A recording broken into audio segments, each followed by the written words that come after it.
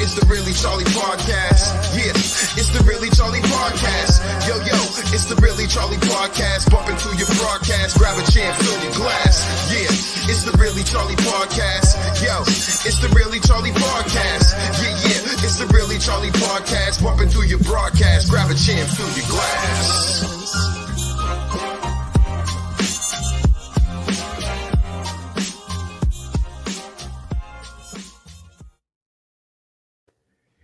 Hey, welcome to the Really Charlie Podcast.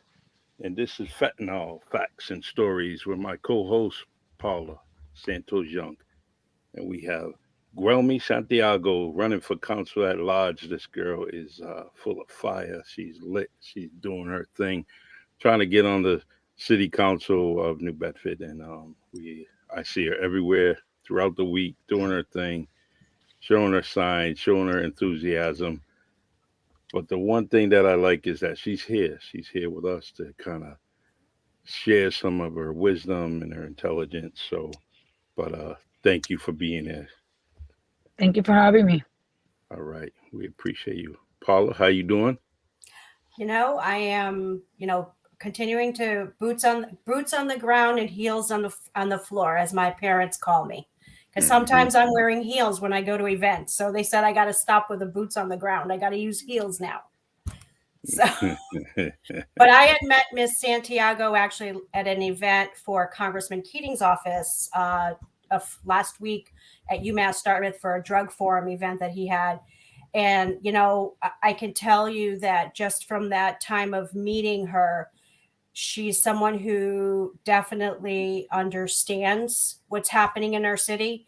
And I immediately asked if she would come on our podcast just so that you can have a platform to talk about what you want to do, but also what you're seeing. One of the things that Charlie and I do every week, as I mentioned to you during the event, is we bring many guests on, from dads to moms to people who are making a difference, going to the Supreme Court with what's happening. Because as you know yourself, 300 people a day and the number's it's not decreasing, it's actually increasing. I actually now get notification from the Border Patrol, and what I'm seeing every day is frightening, because if people don't think this is truly happening, then they're not living in reality. They're living totally in a different realm that, you can educate them all you want, but some people are just not going to listen. And I sent some information to Charlie in reference to a couple of things that have been occurring in reference to the current administration saying, as of 2 days ago, that every school in the country should have Narcan, which I agree with, but there's a huge but coming. Charlie already knows, because I can see it in his face. Great that you want Narcan, but you're not allowing us parents to come in and talk to the kids. So when does that happen? And yes, that also is a local level for sure. But, Narcan, you have to be taught how to use that. There has to be a training that comes from it. And it can't just be a one and done. We have a mom, and Charlie knows because she's been on our show. She's a former firefighter and current paramedic in the state of Ohio. And she herself said, it can't just be where you get a 5-minute training and that's it. That's not how this works. So, Miss Santiago, we're going to give you the floor because we would love to hear what you plan to do for our wonderful city. And please, tell us a little bit about yourself, because obviously I just met you at the event, and I thank you for taking the time to even talk to me and to come up to my table and see what I'm doing. And Charlie is a huge advocate, not just of Achieve Greatness, but he is also one of our advisors on our nonprofit. Okay. Well, thank you for having me, first of all. And, we talk a little bit in, all this substance abuse is very close to me because I have a son who is a user, right? So I lived it. It's very difficult. It's very difficult. And like you said, it's like they talk about all these things, but I don't see anybody talking about what are we going to do to stop it? Like, what are we going to do to prevent it? I see so many things, like they give you Narcan everywhere you go. And I agree with you. I went to Dartmouth when Dartmouth has the night of prevent Mm. overdose. And every table was giving Atkins. And one thing that I told them is like, I don't even know how to use it. I'll be afraid to use it Mm-hmm. because I don't have the training. Like, I don't think it'll be enough for me to read instructions and submit that to somebody. Mm-hmm. And then that was one of the things that was in my mind. I'm like, they're giving this, like, here you go, but what do you do with it? How do you know that somebody is overdosing? Like, what is the symptoms? How do you know? And how do you use, and what's happened after? So a little bit about me. I moved to New Bedford 25 years ago. Um, Single mother of three. I had to learn the language, and I just been living in New Bedford, going through it like everybody else. I feel like everybody at some point or other are impacted by substance abuse, some more than others, right? Because I said when it's your child, it's hard. Um, it's not less painful that when it's anybody else, but it's when it's somebody that you brought to life and you have so many hopes for this being, and all of a sudden, they choose the wrong path. And like I wish, there was more. How can I put it? I feel like, and this is again not a script, and I'm not a politician. So if I say something that is not politically correct, No, I'm sorry. that's okay. I feel like the system, it was one of the things that I mentioned when I went to the TV, to the show. I went to the Chris McCarthy show, and one thing that I mentioned was my experience when my son had 14 years, when my son was 14 years old, and my son did something wrong, and it was no repercussion for him, Mm. nothing at all, right? I plead, like, I want the police to take him, not because I want him to go to jail, but I want him to get scared. Yes. Nothing happened. I have to go get my son, and at that point, my son was angry at me because he saw me as his enemy now. Like, oh, you call the police on me, or you got the police to me. And it was not there was no consequences to what he did. And I always said that was the breaking point for my son because there was no consequences. He just things kept getting worse and worse. At that point, it was only smoking weed, I guess. And then after, years pass, he started doing opioid and all the drugs, and he's an heroin user. But I always felt that was the point, that the system, and I don't want to put blames, didn't do anything. And I went to court. There was a program back then that it was the CHINS program, Child in Custody, Child in Missing Custody. I tried to put that, and every time I was faced with, well, what he wants to do, I'm like, well, he's a kid. Right. He doesn't know what he needs to do. Like, he doesn't know what's best for him, Yeah. right? But you always faced with this, like, well, they have to want the treatment, or they have to voluntarily do it, or they're an adult. There's nothing you can do, right? How do you go around that? And Right. I'm honestly like 100% curious, because when my son, at some point, he was in the street for like 2 years, right? And people would look at me like, dude, you're not doing anything. I'm like, what can I do? I section him. They couldn't never find him to section him. He's running away from me. Like, what can I possibly do other than press charges for something he done? And eventually he got caught. He went into a program. I feel like we have all these great programs, but I feel like we don't have a prevention system in place. And that's my very personal opinion. Like, I feel like we have, for example, we'll put Narcan on somebody, and then we bring that person to life, and then that's it. That person going with the life. It has to be something. It has to be a follow-up. Right. Well, I can tell you that, and I'm speaking from experience with this. So the New Bedford Board of Health just put together a committee, a coalition, and there actually will be a prevention committee that has been formed. And one of the persons that's also on this committee is Carl from PACA. Everybody knows Carl, and I think it's something that's going to be very helpful to folks who want to join this, because that's where the prevention comes in. But then also it comes in where with what Achieve Greatness is doing and what my husband and I are doing, and Charlie and all the others that we have on our organization, is the awareness, the Yep. education, the Yep. advocacy. That's prevention. Um, Yes. we are trying very hard, as Charlie is very well aware, to get into every single school. Because when you have an administration who is now saying, which is what people have been yelling for, hey, now you have to have Narcan in your schools. Okay, that's great. But then the problem is now we go to the education department, and you go to superintendents, and you go to people in your state, in your city, who are saying to you, well, we're good, because the health class already goes over this, so we're good. But the problem is that they're not good, because we continue to see the numbers, and they're rising, they're not decreasing. So they give a bit of the description, but they don't give the whole story. And Mhm. and then of course we have many agencies in our city, like High Point and whatnot, and they also do what they can.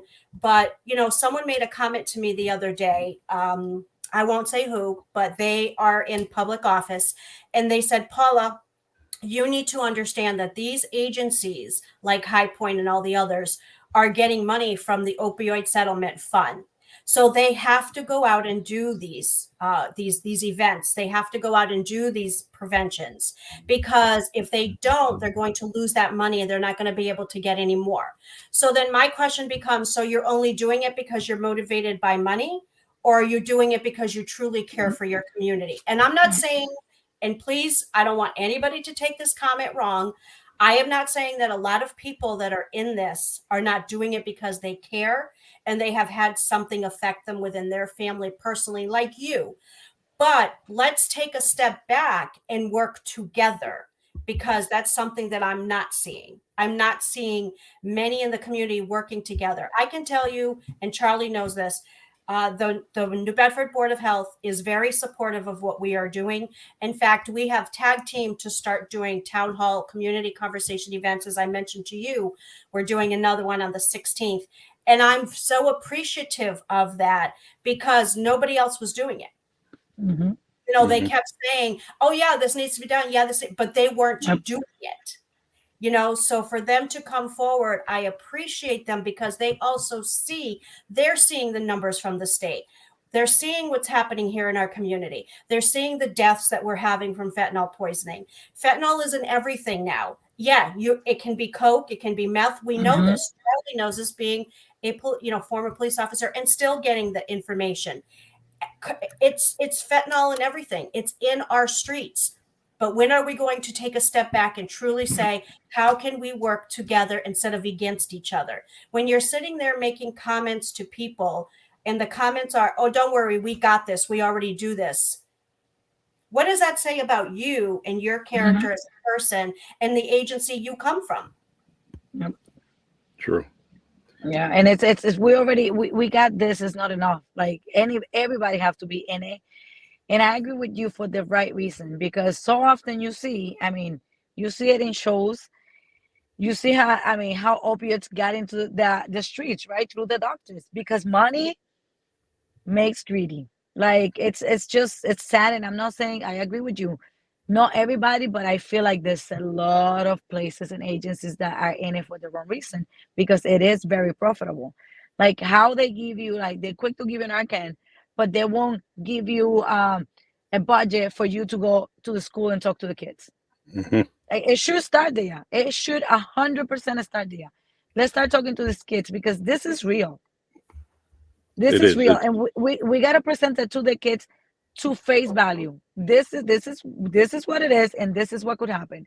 And if you talk to them enough, they get scared, and Yeah. they become aware. You know what I mean? Then anybody, somebody give them a pill, they're gonna think it twice to take it, because Well, yeah, somebody because already talked to they, them about.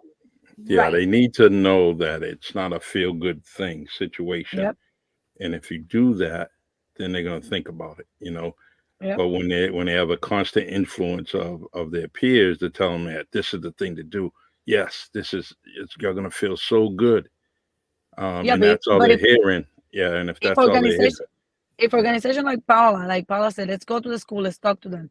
If you start talking to them young enough, what are you afraid growing up? There's always something that somebody tell you at some point that stuck to your head. That you're like, oh, I'm not gonna do this because somebody told me this, right? hmm And this is what I mean about prevention and awareness. It's like we gotta let them know. We gotta let them know this is happening, this is real. 100% agree with you, Paula, that we gotta start getting into the schools, because before, when I was little, I used to see all this campaign about say no to drugs in Puerto Rico in Spanish. hmm right? But it was like say no to drugs and blah, blah, and there was so many commercials about this, like making kids understand that it's okay to say no, like say no, say no, say no. At some point, that stick with you. When somebody, I'm like, no, I'm good, I'm all set. But I feel like I don't see that anymore. Mm, Yeah. yeah. And I think what's happening, and we're starting to see this more and more. We're starting to see a shift. I'm starting to see a shift. I just sent an article to Charlie the other day. 9 students overdosed at one high school. 9 in one high school. And then there was another event that happened in Ohio, where a school had to have a lockdown because fentanyl had been found, and 3 people were affected: the nurse, a teacher, and a couple of students, and they had to bring in the hazmat team. So at what point do we say, let's stop playing the political game, and we're here to save lives? That's what this is about. That it should be about saving lives. It shouldn't be about, I want to be on TV, I want to be in the news. Because I can tell you that there's a lot of people out there in this community that are standing behind what we're doing and are supporting us, that they don't care about that. They don't want to be on Yep. TV. They don't want to be in the news. They don't even want to be mentioned because they want to help for the right reason. Hmm. And those are the things that need to occur more of. When I'm constantly, and I'm not going to say constantly, but when I'm being told by school systems, especially here, well, we're good, or the superintendent doesn't call back, or some of our local churches that I've reached out to, oh, sorry, the pastor doesn't have time to talk to you right now, maybe in a couple of months. It kind of makes you sit and think, and now you have to reevaluate things. And your evaluation needs to be, some parents would have been, okay, I'm done. I'm not going to continue playing this game. Yep. But with us, what, we lost a son. I lost my firstborn. My husband and I, we lost a child. So this for us it's personal. Just like so many other parents here in the area that have lost their children to fentanyl poisoning, that some don't want to speak or come forward or do what we're doing. We're doing this not to be thrown all over the place as, oh wow, yay, banners and cheerleading. No, we're doing this because no one should have to pick out a casket for your child like my husband had to do. And that's why this is so important. And Charlie, being in law enforcement for as many years as he was, he can speak on what he saw in the street Hmm. that affected him to the point of where, this is real. Fentanyl has been around for quite some Yep. time. It's not new. I mean, they just had a story on what's happening in Philadelphia. And they even said in Philadelphia, this has been here since 2017. This isn't new. The Hmm. xylazine, it's new to us, but it's not new to them. True. And you And see how and long it's taken Philadelphia to get some of the yeah. things that they have. And I'm going to add that those reports and that you say, and I was listening to, actually I was listening to WBCN, and one of the callers said something about that line. They were saying that it happened, and I don't know if it was in New Bedford, was local, but it was somebody had fentanyl poison, and the parents weren't even informed. So Mm, why this is not being talked to? This is like any stupid thing happen, it goes viral. Everybody knows talk about it, right? But why is this not being talked to? Why this is not in every media outlet yeah. that is happening? Like this is what makes me think. Like this is sometimes like it makes you wonder, right? Because it's whatever they want to be distribute this out in the media. Because those news that you said, I haven't heard about it, right? Why is it not everywhere? Why isn't people talking about it? Why isn't the news talking about it? Why isn't social media talking about it? Hmm. And it's a controlled narrative, and they Yep. have it so much, and that's why things like this podcast and others in social media are very, very important. So you can make sure that certain messages are portrayed or are sent out, so people will know it. Hmm. And that's why we have an open invitation here to get people on to tell their story, because no one else is listening to them when they're trying to go to Yep. different venues and different uh, um, different media outlets, they well, I don't think we can do it right now. We have enough on our schedule. Yep. Where podcasts like this and many, many others, millions of them, give those invitations so someone like Paula and yourself can come on and talk and share a story or two, Mm-hmm. um, and get it out. Where this is kind of, I always said that this podcast here, um, and this subject is inspirational for other people, where they can have their stories heard and mentioned and said and spoke on. Because if you're not speaking about something that's Yep. stressing you out, um, that's part of the problem. That's part of the stress. So if someone can come on here and kind of vent, it's very, very useful.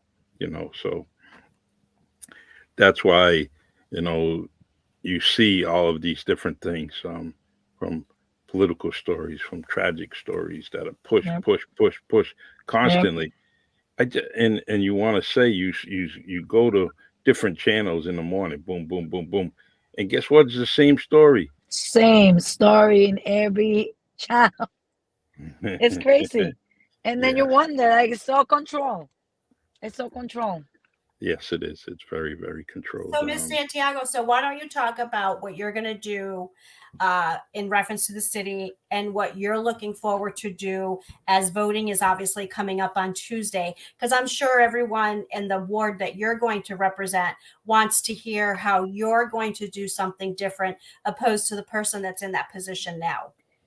So I'm gonna be running at large, which is not a ward. Oh, And like I mentioned before, this is like my very first time. But I and it's not that other people are not normal, right? But I feel like I'm more connected to the people, or to the people, to the city, because I am who I serve, right? I'm that person. I'm always out. I'm in the community.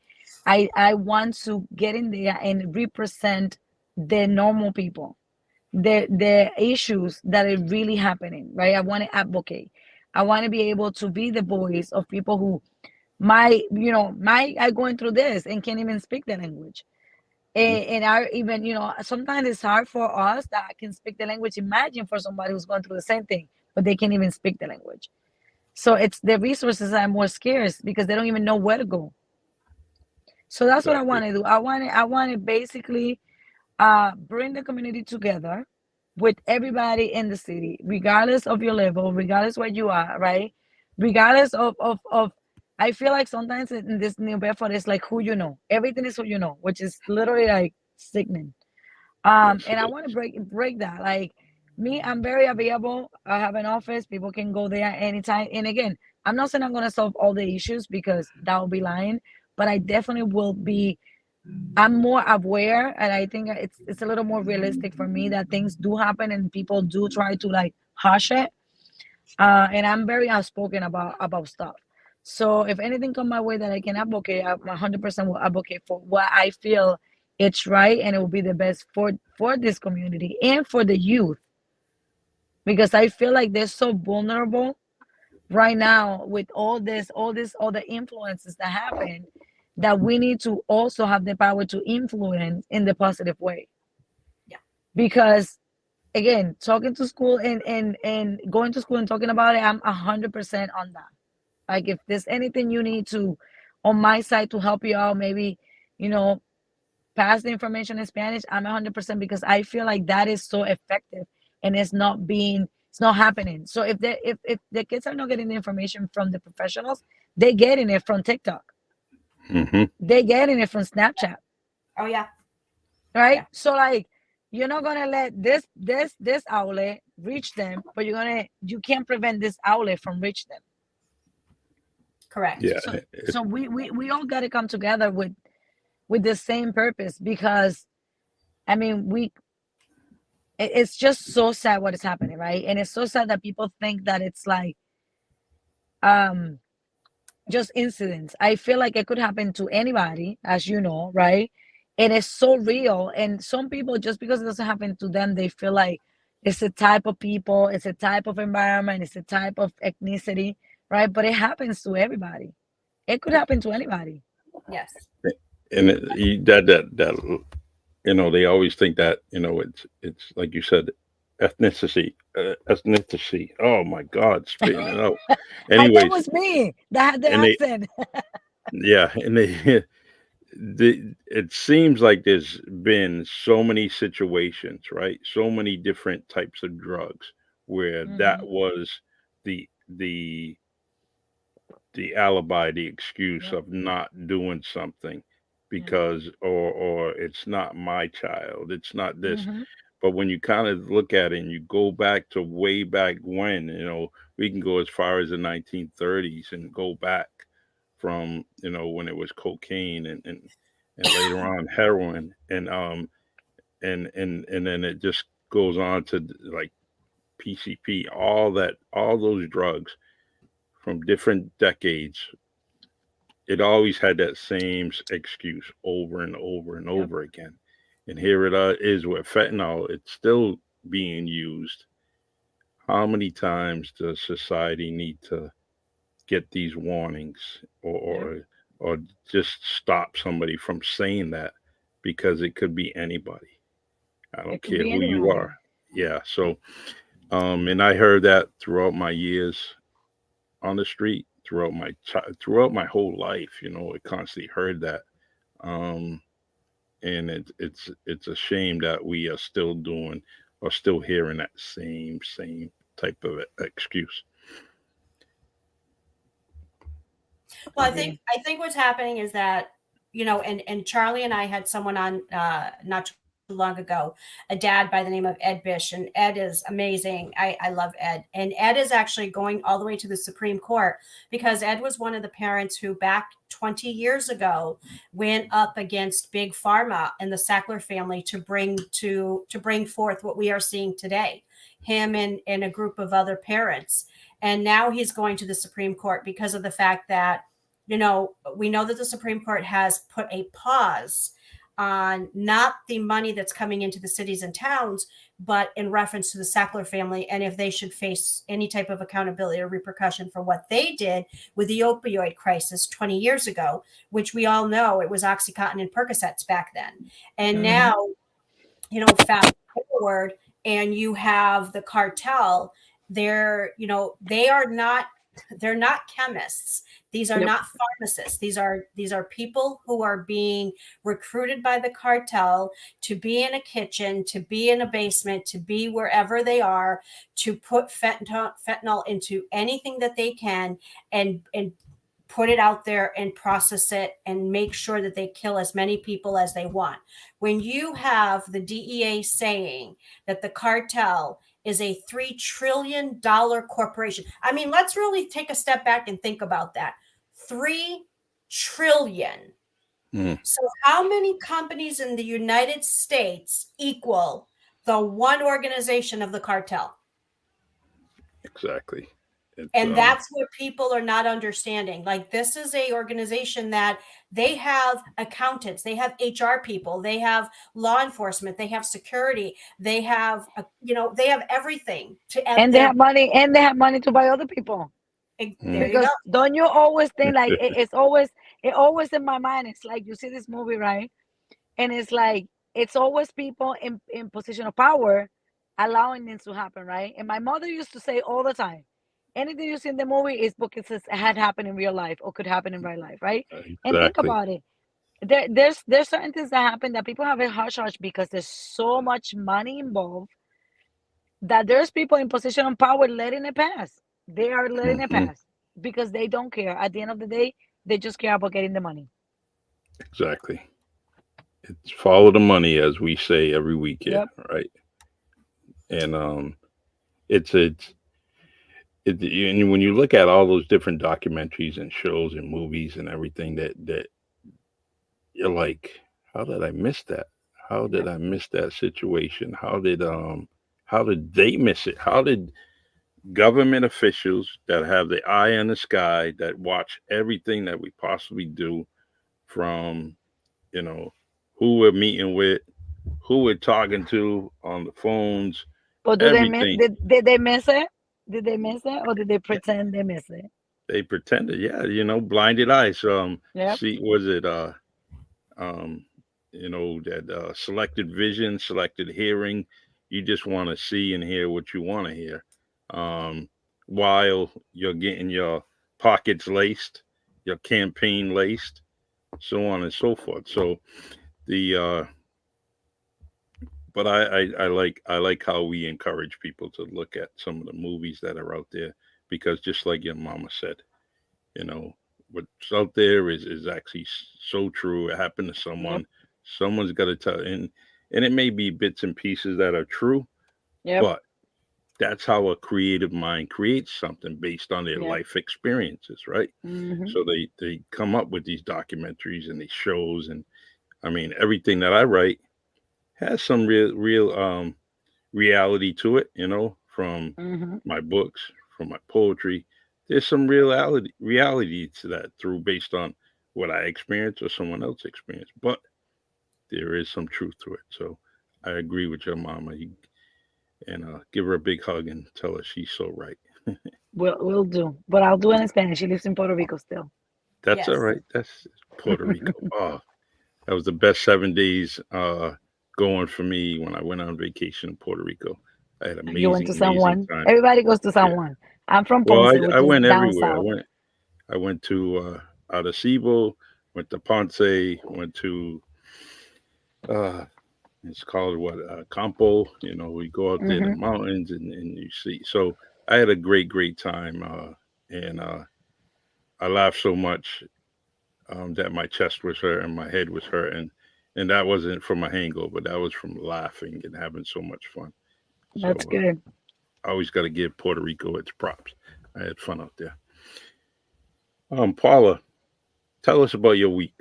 Tell us what you did as a mother, as a parent of Andrew. What was you doing? What did you do today or this week to, not as motivation, but what did you do to say I'm doing all that I can? Well, as many of you know, Phil and I are doing the advocacy here in our community, and not just here. I was actually in Hampden County this week for a meeting with the Boys and Girls Club, the CEO down there, because advocacy doesn't stop. And we are focusing on, as everyone knows, the whole state of Massachusetts. And of course, we have some chapters. We have a mom who has a chapter in El Paso, Texas. And last week, Charlie and I just had a sheriff, a canine narcotic sheriff, who spoke of his loss of his son. And he spoke about how, people continue to have this misconception that fentanyl is not in marijuana, but yet you continue to hear more and more stories. And Hmm. and even at the event, you and I, Miss Santiago, we heard a question come of someone, where they said the same exact thing, that they think it's a scare tactic. But I think what people need to understand, and if I can help people listening and watching, is let's go back to chemistry class in high school. Everyone take a step back. Fentanyl is a liquid. When you are spraying fentanyl either on marijuana leaves and then rolling up the joint, fentanyl, you cannot see it, taste it. It's like carbon monoxide. So if you cannot taste something that has been put into something that you are taking, how do you think that that's not going to kill you? And now they're also spraying it on the joint and then giving it to the person. It is a liquid. It dries up. The person puts it to their lips. The fentanyl has now gone into the person's system, and the unfortunate is going to happen. So, for people to have this misconception of, well, fentanyl is not in marijuana because when you light up the joint, it does up. Before the person even lights it up, they've put it to their mouth. You're done. This is Hmm. not the medical grade fentanyl that you have in your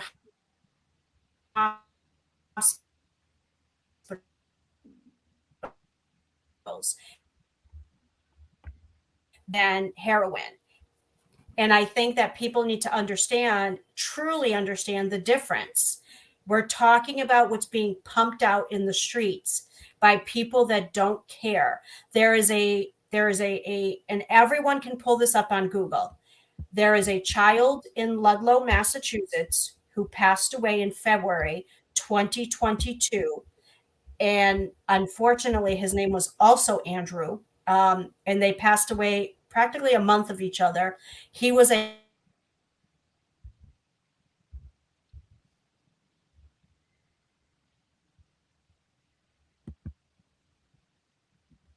All right. Paula, you're frozen. Um, all right. Um, and the facts that Paula is saying is that it's very important because so many things, so many tragedies are being missed. From the overdose of these children at a very Mm-hmm. young age. I mean, just think about everything that you did in life. Is from the age of 15 to 18. Mm-hmm.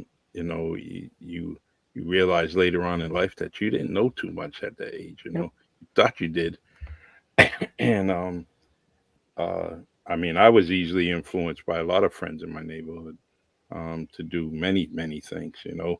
And that's the same thing that's happening because I thought they were my boys, my girls, my neighborhood crew, Mm-hmm. um, and so peer pressure gets to you, and you want to you hope and that you're making the right decisions and nothing happens to you, but and that's why we have to go to these schools. So Paula, you cut off when sorry. you were talking about the child in Ludlow, Mm-hmm. Oh and yes. So the child in Ludlow back on February 2022, his name was also Andrew. He was going to Ludlow High School. hmm He was given a gummy bear by someone he knew. The gummy bear was laced with fentanyl. He passed away. His dad had reached out to me. 17. So again, and this is what we keep hearing over and over, and this is what people need to understand with the education, awareness, and advocacy that comes with what Phil and I are doing and achieve greatness, and all of us is 90 to 85% of the people that are passing away from fentanyl poisoning are doing so because they were given it by someone they knew. wow. Someone they knew. And when the paramedics come, that person is alone. Mm-hmm. So people need to understand that. Our son knew the person who gave it to him. Andrew knew the person that gave him the marijuana. He thought it was from a dispensary, and obviously it was not, because he's no longer here. But that person continues to walk the streets free. That's a whole nother conversation. But yes, and then the emojis keep changing for the dealers. So parents need to be aware of that. One of the things that Achieve Greatness does, and Charlie knows this, is when we speak, we are handing out postcards of what the emojis look like. Some of the emojis are a wedding cake. So, I go to my child and I'm looking at their phone and I see a wedding cake from someone. Oh, okay, well, they're talking about a cake. A wedding cake means marijuana. Mm. And there's other emojis that are classified, and the DEA actually put something out. We have it on our page on Achieve Greatness, but now there's another pamphlet that just came out with different emojis. And this is happening in our colleges and universities. Someone that I know from El Paso had reached out to me about 2 months ago now, and this was prior to school starting in September. And the person said, "Hey, did you know what's happening over at Texas Tech?" And I said, "No." Well, Texas Tech, there was a student that was sending out a Snapchat to new students coming on saying, "Hey, if you want your drugs or whatever you want, come and talk to me because I'll give you what you need." Mm. So I can guarantee you that's not the only university and college that's doing that. Oh, yeah. No, they learn it from somewhere. So it's Mm-hmm. the Miss Santiago, the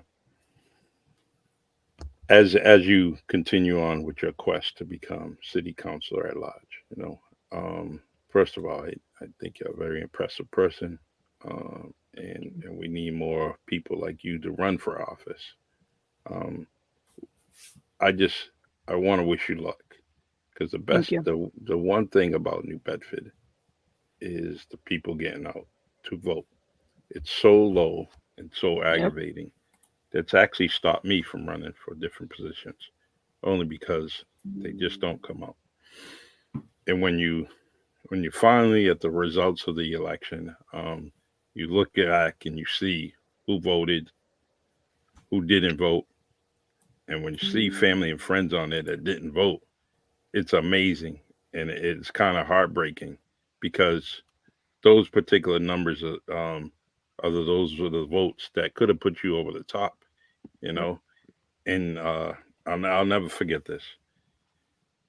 When I ran, I seen that someone didn't run, and their polling station was actually right across the street from their house, and they didn't vote. That's a friend Oh, of mine. That's someone I knew all my life. So there's so many situations like that, and I hope so that difficult.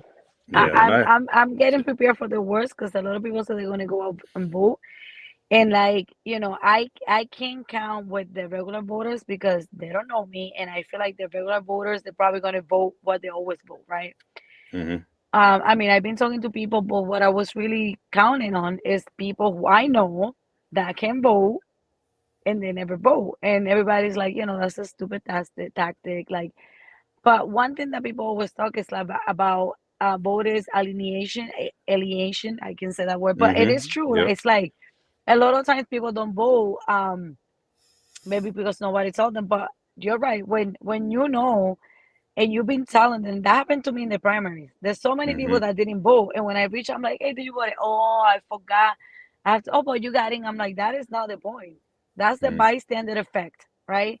yeah, I call it a bystander. Just because you thought was going to get in, then you didn't vote because somebody else got me. No, everybody have to go vote. And I did a live this week in Spanish. My live are all, mostly in Spanish because hmm that's the people who will see me.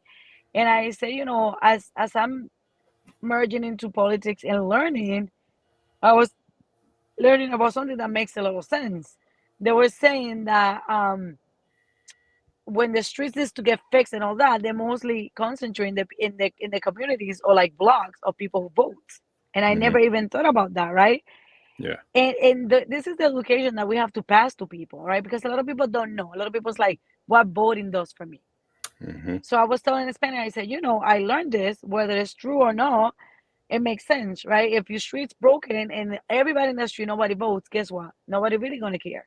hmm Somebody's gonna complain because they can see who voted, like you said, they see who voted and who doesn't vote.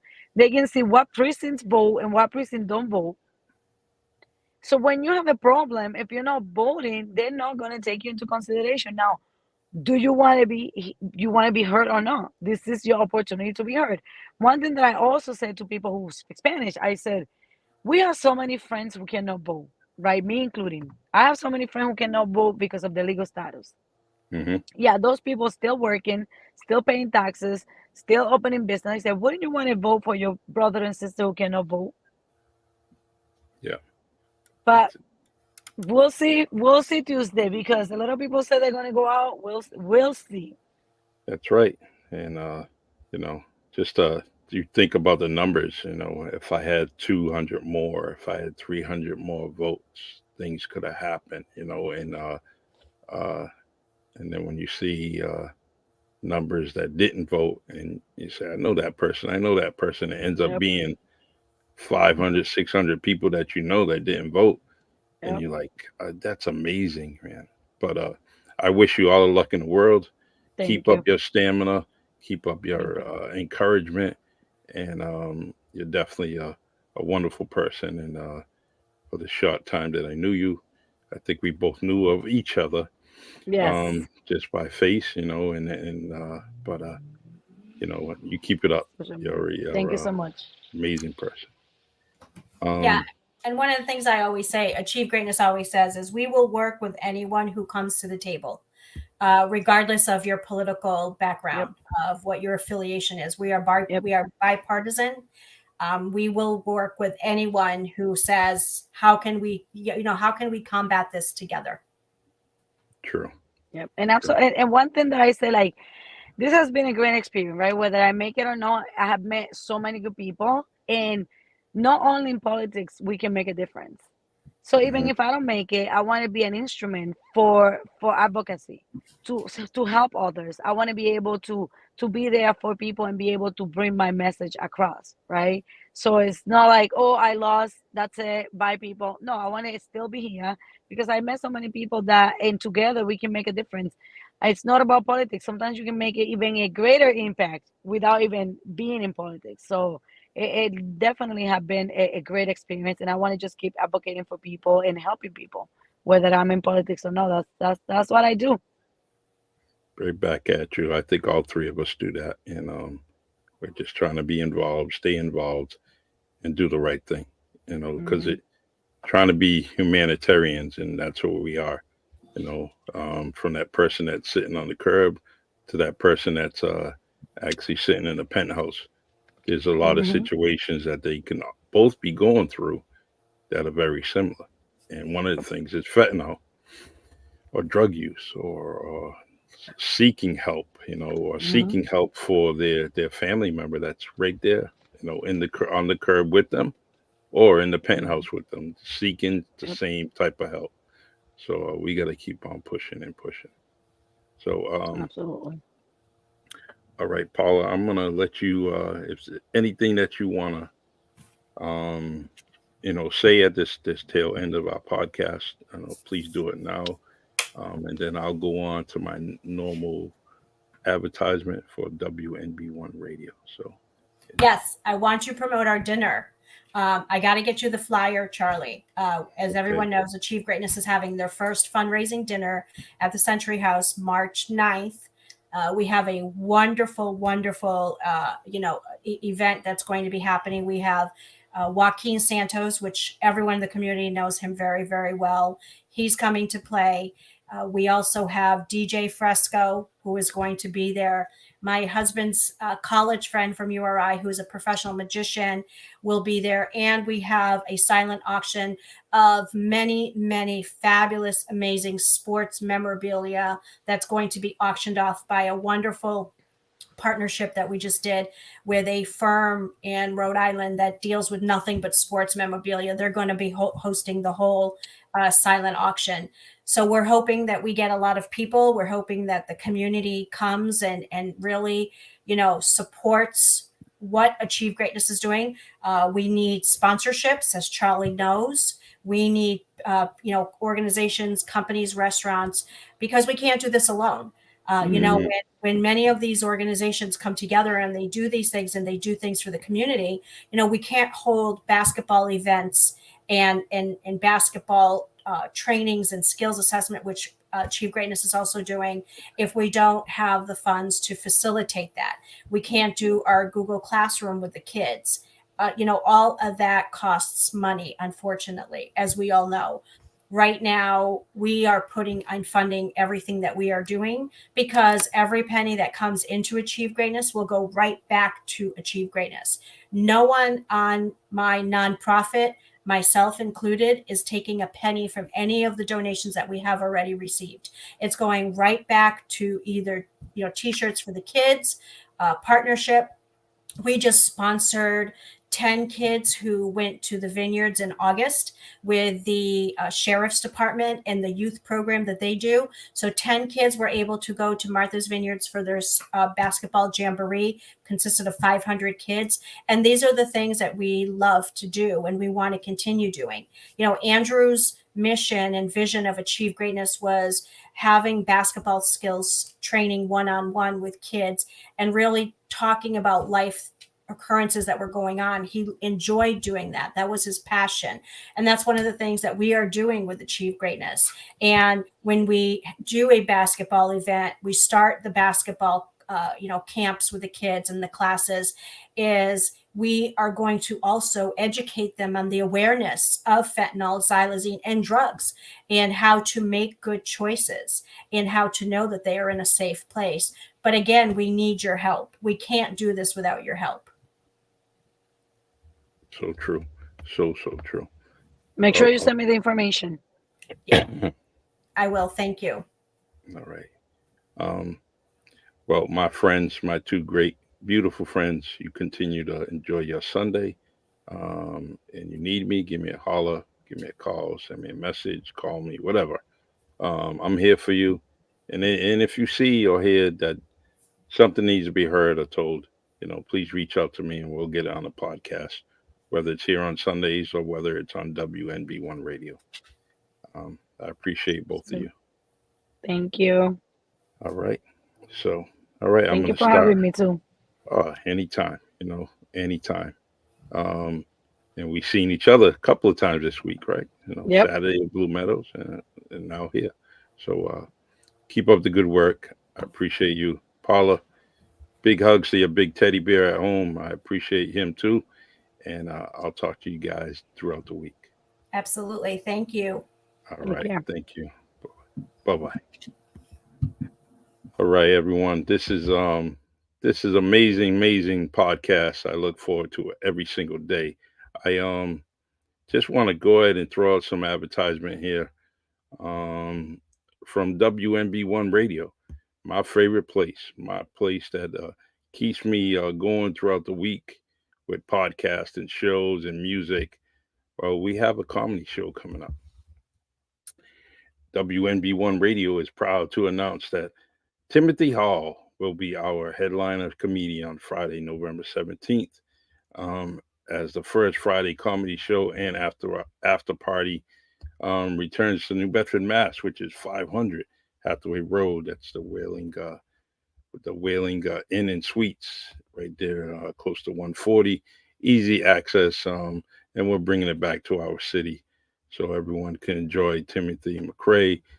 We have also a female comedian, which I'm going to put the poster up here. It's going to be a great show. Timothy is a police officer in Baltimore. Amazing guy. He's funny. Seeing all his different acts on YouTube kept me laughing throughout the day when I was checking them out. So let's see. Here's the flyer right here. First Friday comedy series after party, Friday, November 17th. This is for the veterans. You got Stephanie McRae.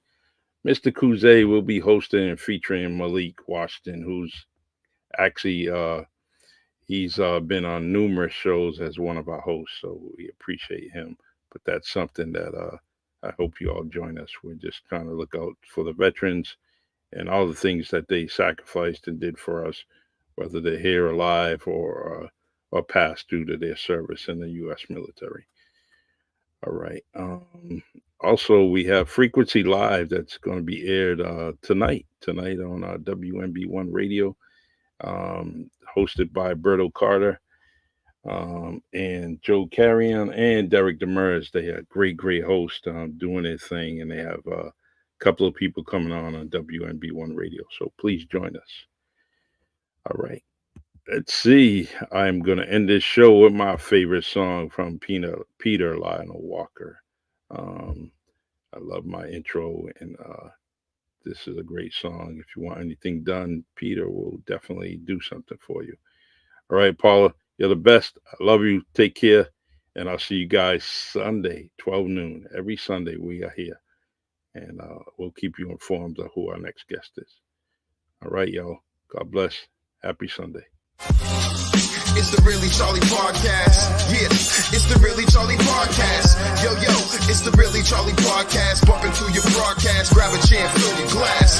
Yeah, it's the Really Charlie Podcast. Yo, it's the Really Charlie Podcast. Yeah, it's the Really Charlie Podcast. Bump into your broadcast, grab a chair, fill your glass.